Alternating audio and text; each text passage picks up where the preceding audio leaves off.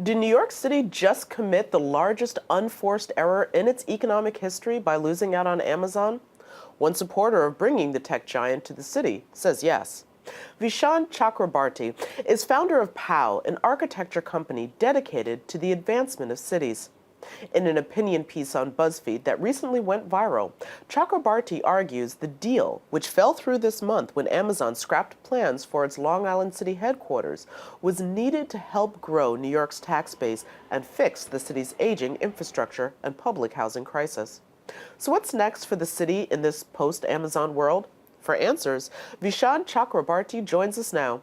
Vishaan, welcome to the program. Thank you. Nice to have me. Nice to be here. So you are one of the people who's saying this was a catastrophe. It was a debacle. Yeah. Where's your opinion coming from? Well, first of all, I'm not saying the deal was perfect. The deal had a lot of problems with it that needed to be fixed that I think could have been fixed over time. The majority of New Yorkers, the majority of Queens residents, the majority of public housing residents, the majority of people of color in the city all wanted this deal to happen.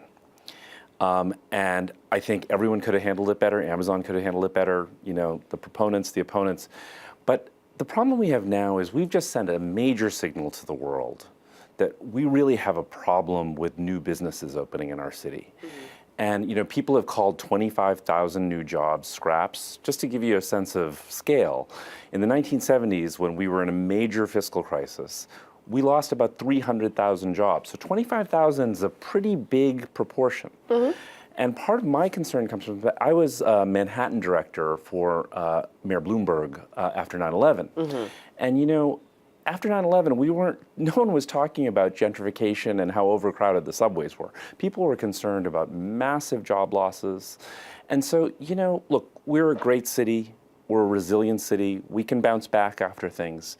But how we bounce back often impacts the most underprivileged the hardest in our city. Mm-hmm. And having a diverse economic base that isn't just reliant on Wall Street is just extraordinarily important in the economy we're going into. And that's part of the promise that this deal held. Well, let me push back a little bit on that because one of the big issues that people who were pushing against this, and this was largely, you know, grassroots organizations, mm-hmm. community groups from Queens, who were saying that actually, Amazon is not a good neighbor. They have bad business practices. They can be abusive. They don't respect unions and things of that nature, which are all things that are very much New York values, and that their presence in Queens is going to displace a lot of people. Those seem to be the big rallying mm-hmm. cries. So, again, there are legitimate concerns. We live in a democracy. Those concerns need to be worked out. But there's a couple of things to keep in mind. Mm-hmm. One is when people talk about big tech out in California or Seattle, you know, those places are very dependent on big tech, just like we're kind of dependent on Wall Street. Mm-hmm. This is talking about bringing a different industry, and the more we have a diversity of industries, the less they can push us around, the more we can negotiate with them about things that we want as a city. The second thing is just in terms of the union issue, totally fair issue, but there's two things to keep in mind about this. One is there was already an agreement to use union labor and use union 32BJ service jobs. Mm-hmm. So the question is Amazon employees. Now, if we're going to ask that of Amazon, fair enough, mm-hmm. but are we asking that of Home Depot and Bed Bath & Beyond and all the other chain stores that do business in New York City? I mean, was it really a fair question in terms of how we're applying it to every single retail giant that now operates in New York? And I don't think we are asking that. And so that's to me the sort of unevenness of some of this conversation. So, you know, again, were there legitimate local issues on the ground? Infrastructure issues in Queens, subway congestion, sewage issues, there are legitimate displacement concerns. I think those things could have gotten worked out over time, I really do. But, you know, I think we just threw out the baby with the bathwater. Mm-hmm.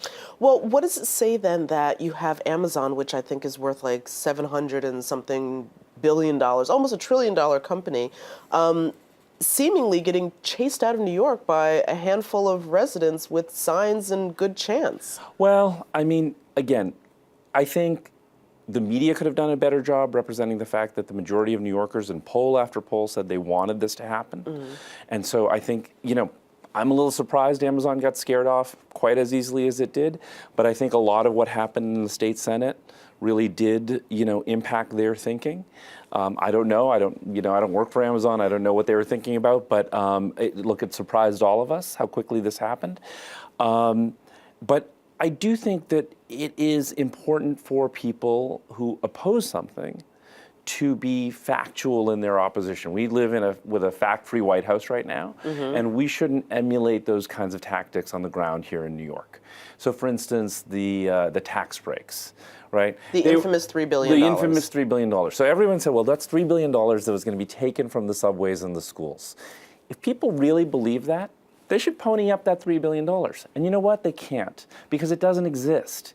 It was a tax discount, meaning that, if they were going to pay $30 billion in taxes, instead of 30, they were going to pay 27. It was a discount, right? And so we were going to net the 27.